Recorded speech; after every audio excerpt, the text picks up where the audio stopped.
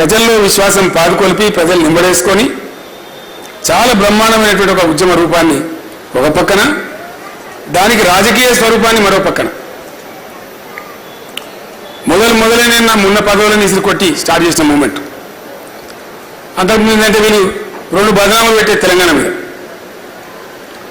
తెలంగాణ దుకాణం స్టార్ట్ కాగానే వీళ్ళు రాజకీయ నిరుద్యోగుల పదవుల కోసం పెట్టిండ్రు అని ఒకటి, ఇక పైసలు వసూలు చేసే దుకాణం అని 2. అంటే దీన్ని మలినపరచాలి. తెలంగాణ ఉద్యమం అంటేనే హీనం, బేకారు ముచ్చట అనేటువంటి ప్రచారం చేయాలనేటువంటి కుట్రలు జరిగేటి. దాన్ని తిప్పికొట్టడానికే నా పదవులను రాజీనామా చేసిన, ప్లస్ ఒక స్టేట్మెంట్ ఇచ్చిన ఆ రోజులలో. ఉద్యమం పేరిట ఎవరిని డబ్బులు అడగద్దు, ఎవరైనా అడిగితే దయచేసి నాకు ఫోన్ చేయండి అని చెప్పి నేను ఫోన్ నంబర్ కూడా ఇచ్చాను.